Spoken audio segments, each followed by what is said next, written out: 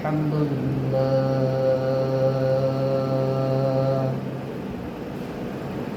الحمد لله نحمده ونصلي على رسوله الكريم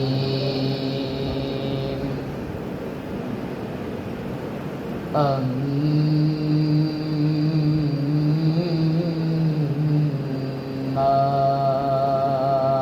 بعد فقد قال الله تعالى في كلامه المجيد والفرقانه الحميد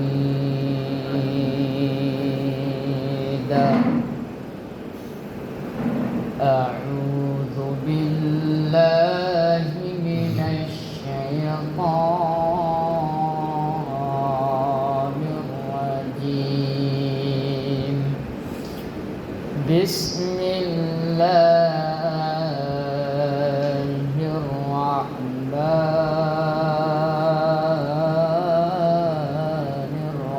الرحيم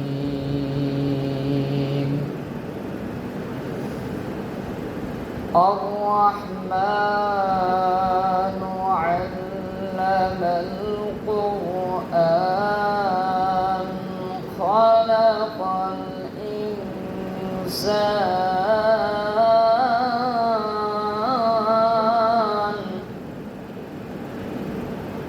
علمه البيان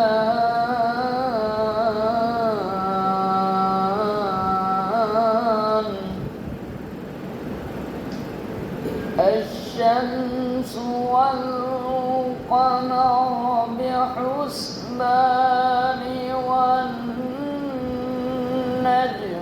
والشجر يسجدان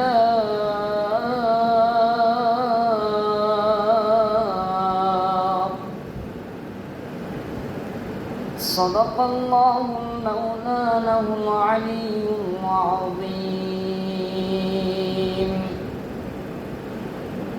وقال رسول الله صلى الله عليه وسلم الدنيا سجن المؤمن وجنات الكافرين أو كما قال عليه الصلاة والسلام সমস্ত প্রশংসার মালিক যে মহান আল্লাহ পাক রব্বুল আলামিন আপনাকে আমাকে জুমার দিনে যে মহান আল্লাহ পাক রব্বুল আলামিন আপনাকে আমাকে দুনিয়াতে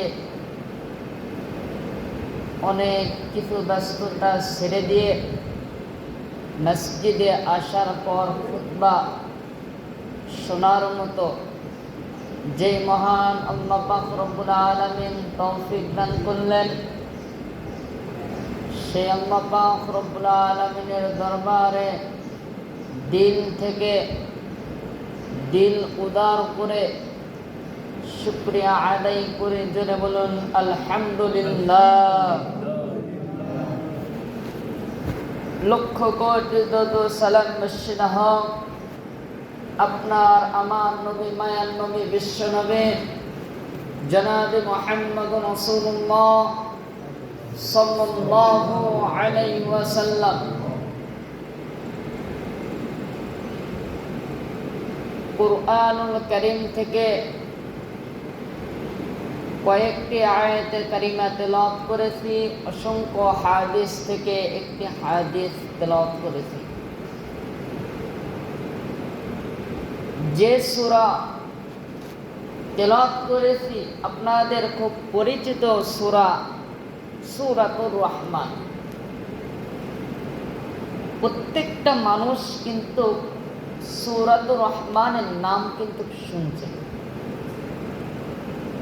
এই সূরাতুর রহমান যেহেতু তেলাওয়াত করেছি হাদিস থেকে অসংখ্য হাদিসের ভিতর একটি হাদিস তেলাওয়াত করেছি। আল্লাহ পাক রব্বুল আলামিন কি সুন্দর করে জানিয়ে দিলেন যে আর রহমান আল্লামাল কুরআন। আমার বান্দা, আমার বান্দি, তোমরা শুনে নাও, আমি আল্লাহ সর্বপ্রথম, আমি আল্লাহ বললাম, আমি আল্লাহ রহমান। এই জায়গাতে অনেক ব্যক্তি এসেছে অথবা আসতেছে, কেউ বলতে পারবে আমি একজনের জন্য দয়ালু, বলতে পারবে না। আল্লাহ পাক রব্বুল আলামিন নিজেই বলছে যে আর রহমান, আমি আল্লাহ রহমান। খলাকাল ইনসান, আমি আল্লাহ আমার বান্দা বান্দিকে তৈরি করলাম, জিন জাতিকেও তৈরি করলাম। ইনসান আল্লামাহুল বায়ান, শুধু বান্দা বান্দিদেরকে আমি আল্লাহ তৈরি করি নাই, তৈরি করার পরে কথা বলার সুরুত অথবা নাক, কান, মুখ, সব সুরুত, সব কিছুই দিছি আমি আল্লাহ। আল্লাহ পাক রব্বুল আলামিন আল্লামাহুল বায়ান, কি সুন্দর করে কথা বলার সুযোগ দিয়েছে, কথা বলার মতো সুযোগ দিয়েছে। আল্লাহ পাক রব্বুল আলামিন আপনাকে আমাকে কি সুন্দর মুখ দান করছে, ওই জবান দিয়ে আল্লাহ পাক রব্বুল আলামিন যেহেতু আপনি আমি কথা বলবো একটা জিহ্বা দান করছে, জিহ্বা ছাড়া আপনি আমি কিন্তু কথা বলতে পারতাম না। আপনার আমার কিন্তু কষ্ট হইতো কথা বলতে। এই জিহ্বা কিন্তু আপনার আমার যদি থাকতো, তাহলে আপনি আমি কিন্তু কথা বলতে গেলে অনেক আপনার আমার কষ্ট হইত। আল্লাহ পাক রব্বুল আলামিন কুরআনুল কারীমের ভিতরে কি সুন্দর করে জানিয়ে দিলেন। আল্লাহ পাক রব্বুল আলামিন বলেন আর রহমানু আল্লামাল কুরআন খালাকাল ইনসান।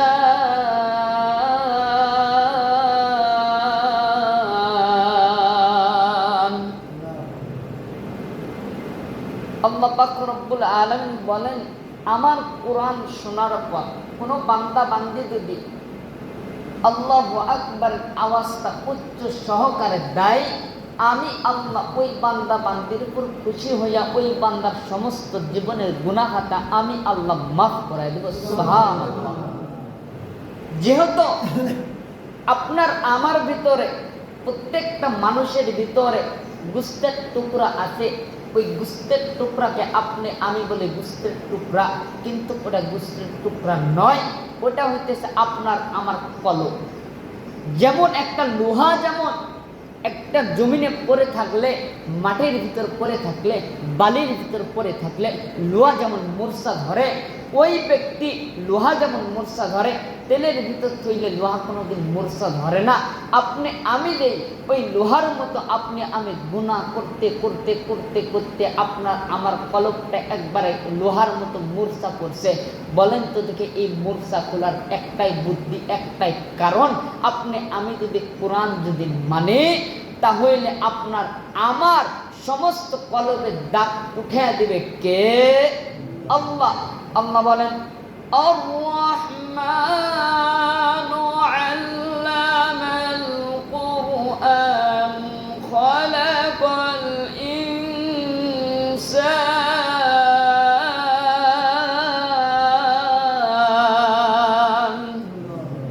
মুসলমান ভাইরা আমার, বন্ধুগণ, আল্লাহ পাক রব্বুল আলামিন কি সুন্দর করে জানিয়ে দিলেন, এ পৃথিবীর মানুষেরা, তোমরা পথ হারায় না রে বান্দা, তোমরা পথকে চিনিয়ে লাও।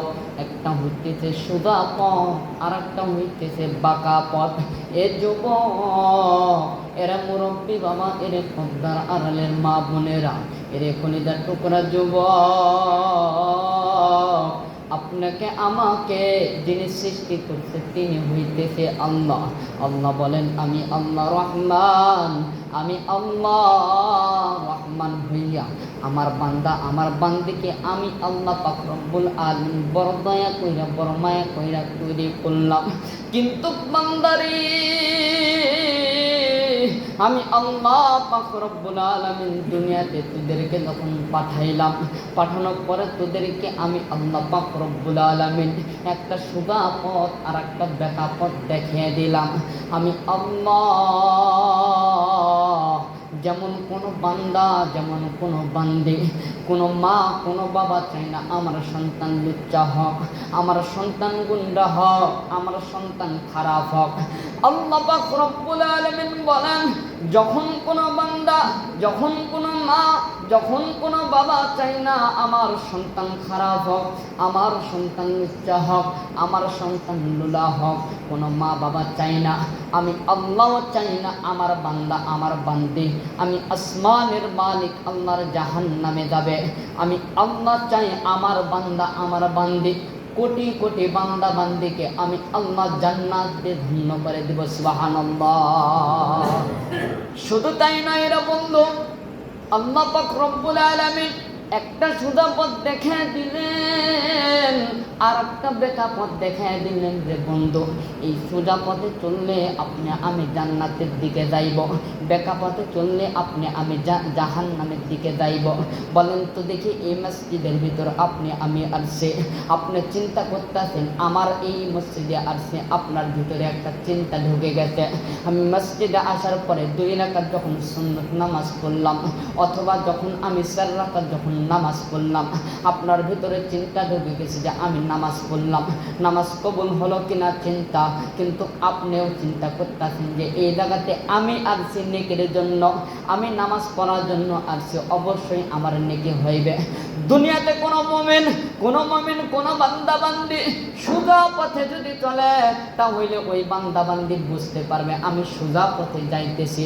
আর যদি কোনো বান্দা বান্দি যদি বাঁকা পথের দিকে যদি চলতে থাকে তাহলে উনিও বুঝতে পারবে আমি বাঁকা পথের দিকে চলতেছি, আমি জাহান্নামের দিকে চলতেছি। কথা বলেন ঠিক কিনা? সোজা পথে আপনি আমি চলতেছি, কোরআন মানতেছি, কিন্তু সব কিছু চলে যায় পীর বাবার কাছে। কার কাছে? পীর বাবা। অনেক মুরিদ আছে, পীর আছে, অনেক কিছু আছে। মা বোনেরা বলেন তো দেখি বাচ্চা দেওয়ার মালিক কে? আল্লাহ।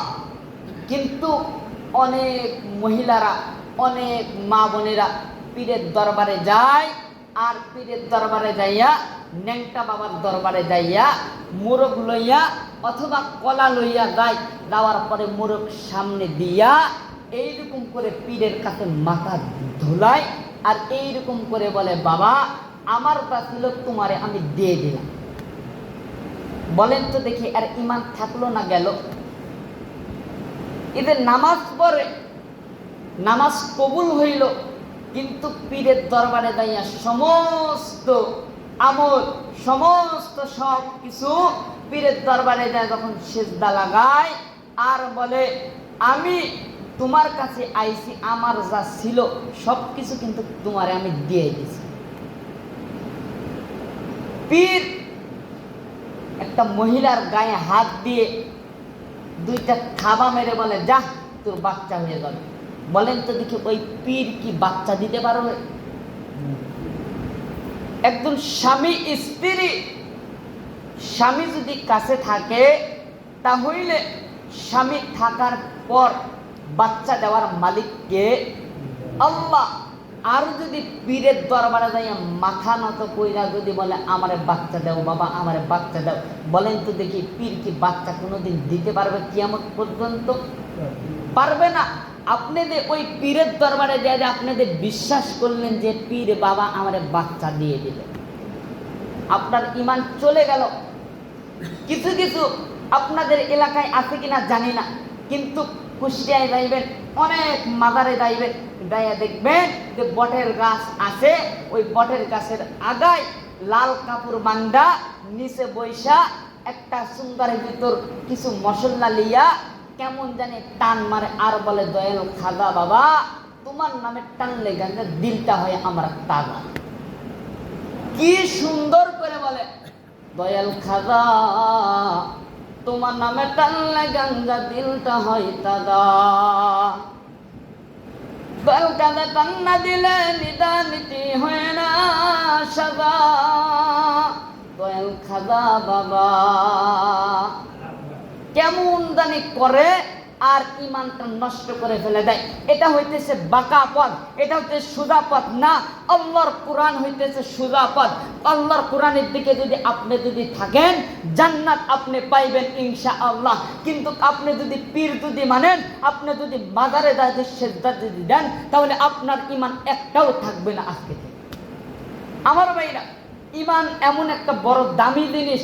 আপনার আমার ইমান আমি এনেছি, আনার পর আমি যাইয়া ন্যাংটা পীরের দরবারে যাইতেছি, এর সাথে মরিদ হইতেছি, এর সাথে পীরগিরি করতেছি, আপনার ইমান থাকবে।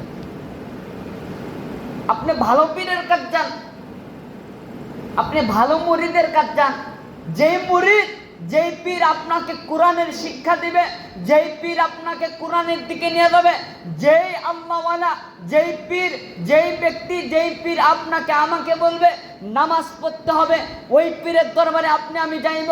যেই পীর বলবে যে আমার দরবারে নামাজ পড়া লাগতো না, আর রোজা করা লাগতো না, নামাজ পড়া লাগতো না, ওই পীরের দরবারে আমি যাইয়া কিছুই পাইব না, শুধু জাহান্নাম টাকা দিয়ে কিনে নিব। আমার ভাইরা, আল্লাহ নবীদের সাহাবী আব্দুল্লাহ ইবনে মুবারক রাদিয়াল্লাহু তাআলা আনহু, হযরত আব্দুল্লাহ ইবনে মুবারক রাদিয়াল্লাহু তাআলা আনহু একদিন তার ছোট্ট বাচ্চা চলে গেছে পাড়াপতির বাড়িতে। যাওয়ার পরে এইবার হযরত আব্দুল্লাহ ইবনে মুবারকের এই ছোট্ট বাচ্চা একটা গরিব পরিবারে যাইয়া কেমন জানি খেলা করতেছে। আর ওই গরিব পরিবারের ভিতরে একজন বোন, একজন মা গোশত রান্না করতেছে। এই গোশত এই ছোট্ট বাচ্চা ডাক দিয়ে বললেন যে, আমার একটু গোশত তুমি কি দিবা, তাহলে আমি একটু খাবো। দেখেন আব্দুল্লাহ ইবনে মুবারকের ঈমান কেমন ছিল। আপনার আমার টাকা পয়সা আছে, আমি হজে যাইতেছি, কিন্তু আপনার বাড়ির পাশে একজন ভিক্ষুক লোক, একজন গরিব ব্যক্তি, অসহায় মানুষ বৈশা আছে, আপনি ওটা দেখার পর আপনি হজে যাইতেছেন, তাকে কিছু দান করলেন, আপনার হজ কবুল হইবে? কথা বলেন, হইবে? আপনার ঘর আগে ঠিক করতে হবে, তারপরে হজে যাইতে হবে। আব্দুল্লাহ ইবনে মুবারক রাদিয়াল্লাহু তাআলা আনহুর ছোট্ট বাচ্চা ডাক দিয়ে বললেন, আমার একটু কি গোশত দিবা, তাহলে আমি একটু গোশত খাবো। ওই মহিলা ডাক দিয়ে বললেন, না বাবা, তোমার জন্য এই গোশত না, আমাদের জন্য এই গোশত তোমারে আমি দিতে পারবো না। মুসলমান ভাইরা আমার, বন্ধুগণ, আব্দুল্লাহ ইবনে মুবারকের ছোট্ট বাচ্চা বাড়িতে যাওয়ার পরে ডাক দিয়ে বললেন, আব্বা গো, ও বাবা, আমি গোশত খাবো, আমার গোশতটা এনে দাও। আব্দুল্লাহ ইবনে মুবারক ডাক দিয়ে বললেন, বাবা গো, চলো চলো, জলদি করে বাজারে চলো। আব্দুল্লাহ ইবনে মুবারক কিন্তু ধনী ব্যক্তি ছিলেন। এই আব্দুল্লাহ ইবনে মুবারক ডাক দিয়ে বললেন, বেটারে, চলো চলো, জলদি করে চলো, বাজারে যাব। ছোট্ট বাচ্চা ডাক দিয়ে বলেন, বাবা গো, না না বাবা, না, আমি তো আর বাজারে যাইব না, আমি তো বাজারের গোশত তো কিনে খাইব না। কিন্তু আব্বা গো, ওই যে বাড়ি দেখা যায়, ওই বাড়িতে একজন আন্টি, একজন মহিলা গোশত রান্না করছে, ওই বাড়ির গোশতটা আমি খাইব। আব্দুল্লাহ ইবনে মুবারক ডাক দিয়ে বলেন, বাবা গো, ও বাবা, তুমি যদি ওই বাড়িতে যদি যাও, তাহলে কিন্তু অনেক মানুষ খারাপ বলবে, অনেক মানুষ অনেক কথা বলবে। কিন্তু বাবা গো, তোমার তোমারে যদি আমি যদি গোস্ত যদি কিনে দিই তাহলে তুমি কি খাবা নাকি? ডাক দিয়া বলেন, না গো বাবা না, আমি এই গোস্ত খাইতে পারবো না, আমি পরিবারের গোস্ত খাইব। আব্দুল্লাহ ইবনে মুবারক ছোট্ট বাচ্চাকে নিয়ে চলে গেছে মহিলার বাড়িতে।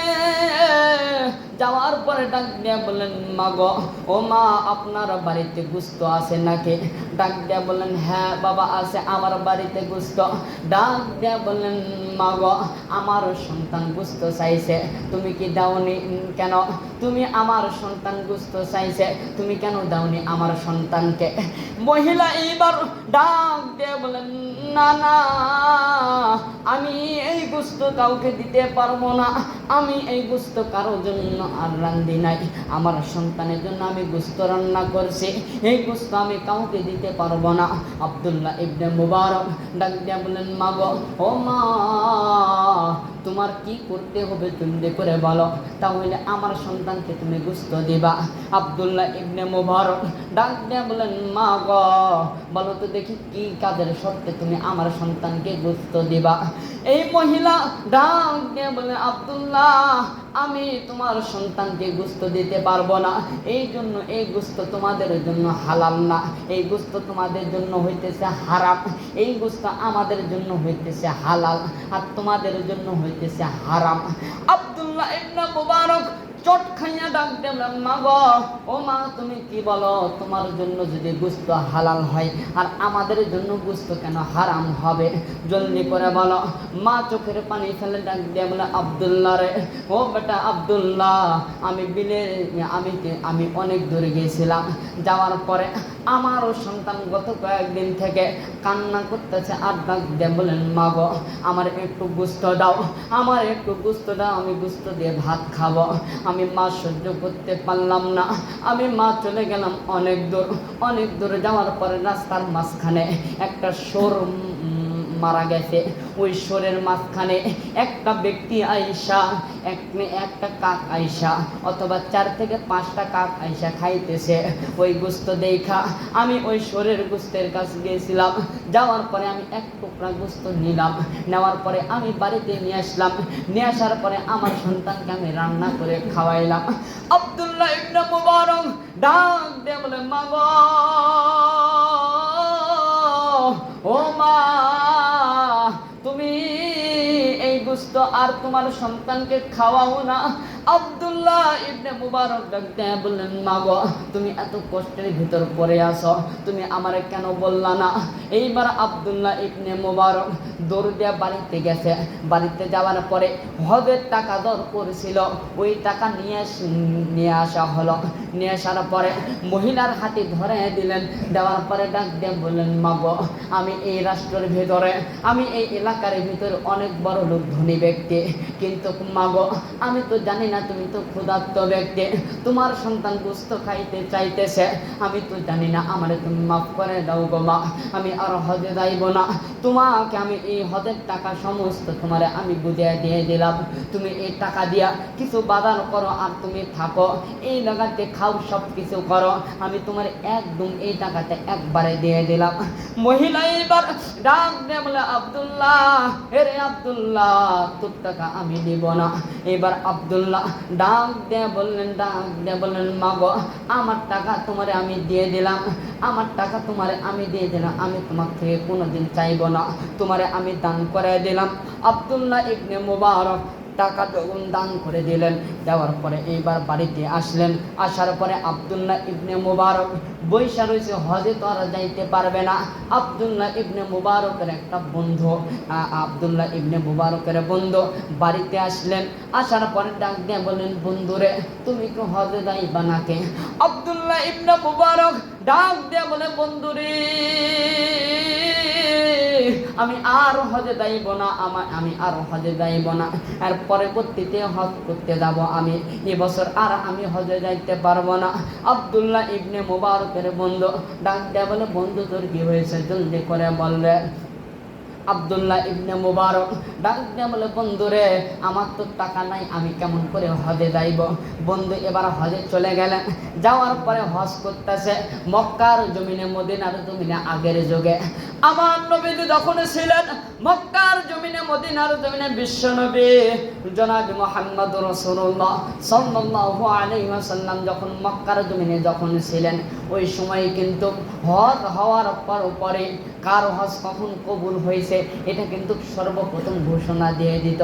কিন্তু মক্কার জমিনে, মদিনার জমিনে আব্দুল্লাহ ইবনে মুবারকের বন্ধু যখন হজ যখন করতে গেছে, যাওয়ার পরে মক্কার কাবা ঘর যখন তোয়াফ করতেছে, কেমন জানি তার বন্ধু নজরে দেয়া দেখে, তার বন্ধুর আগে কেমন জানি দেখতেছে আব্দুল্লাহ ইবনে মুবারক কেমন জানি হজের ভিতরে ছাপা মারতেছে, পাথর মারতেছে। এইবার বন্ধু ডাক দিয়ে বলে, আব্দুল্লাহ রে, তুই তো বললি আমার হজে যাইব না আমি, কিন্তু তুই কেন আবার হজে আসলি? আব্দুল্লাহ তুই কেন, আব্দুল্লাহ ইবনে মুবারক বন্ধু তুই কেন আমার সঙ্গে কথা বলস না? আব্দুল্লাহ ইবনে মুবারক কোনো কথা বলে না। আব্দুল্লাহ ইবনে মুবারকের বন্ধু যখন ছাপা যখন মারতে যাবে, তখনও দেখে তার বন্ধু আব্দুল্লাহ ইবনে মুবারক কেমন জানি আগে আগে ঘুরতাছে, কেমন জানি আগে আগে ঘুরতাছে। হজ যখন শেষ হয়ে গেছে, যাওয়ার পরে এইবার মক্কার জমিনে, মদিনার জমিনে সমস্ত সবার আগে আমার নবীজি সমস্ত সাহাবীরা ঘোষণা দিয়ে দিয়েছে, মক্কার জমিনে, মদিনার জমিনে এবারের হজ সর্বপ্রথম কবুল হয়েছে আব্দুল্লাহ ইবনে মুবারকের। জোরে সুবহানাল্লাহ।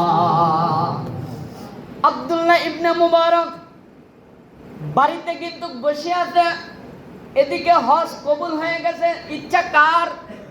আল্লাহর। আব্দুল্লাহ ইবনে মুবারকের বন্ধু বাড়িতে আসার পরে ডাক দেবেন, আরে আব্দুল্লাহ, তোর আমি অনেক বিশ্বাস করতাম, অনেক তোর আমি মহব্বত করতাম, কিন্তু করে আব্দুল্লাহ আমি যখন হজে যাইলাম, হজে যাওয়ার পরে বন্ধু বান্ধব দেখি তোর কি হয়েছে, আমি যখন ছাপা মারি তুই কেমন জানি আমার আগে কেমন জানি দৌড়াস, আর আমি যখন লাব্বাইক যখন বলে তখন কেমন জানি আমার আগে কেমন জানি ঘুরতাস। শুধু তাই নয় রে বন্ধু, তুই হজ যখন শেষ হয়ে গেছে, যাওয়ার পরে আমার মায়ের নবী বিশ্ব নবী জনাবি মুহাম্মদুর রাসূলুল্লাহ সাল্লাল্লাহু আলাইহি ওয়াসাল্লাম সর্বপ্রথম মক্কার জমিনে, মদিনার জমিনে ঘোষণা দিয়ে দিয়েছে আব্দুল্লাহ ইবনে মুবারকের হজ সর্বপ্রথম মক্কার জমিনে, মদিনার জমিনে কবুল হয়েছে। বন্ধু বলো তো দেখি, তুমি আমার সাথে কেন যাইলা না? জলদি করে বলো। আব্দুল্লাহ ইবনে মুবারক বন্ধুর হাত ধরে ডাক দিয়ে বলে, না গো বন্ধু, না, আমি তো হজে যাই নাই, কিন্তু আমি তো হজে যাই নাই, আমি বাড়িতে ছিলাম। আমার আশেপাশে ব্যক্তি আছে, অনেক সাহাবীরা আছে, তাদেরকে জিজ্ঞাসা করে দেখো আমি হজে যাই কি, আমি কি হজে গেছি নাকি। এইবার সাহাবীদেরকে যখন প্রশ্ন করা হলো আব্দুল্লাহ ইবনে মুবারক কি হজে গিয়েছিল, সাহাবীরা বলল আব্দুল্লাহ ইবনে মুবারক হজে যায় নাই, কিন্তু টাকা তার ছিল না, এই জন্য হজে আব্দুল্লাহ ইবনে মুবারক যাইতে পারে নাই। বলেন তো দেখে, আব্দুল্লাহ ইবনে মুবারক ঘরের ভিতর বৈশা ছিল আর ইবাদত করছিল, আর গরিবদেরকে টাকা দান করেছিল। বলেন তো দেখে, হজ সর্বপ্রথম কবুল হয়েছে কার? আব্দুল্লাহ ইবনে মুবারকের কিন্তু হজ সর্বপ্রথম কবুল হয়েছে। বলেন তো দেখে।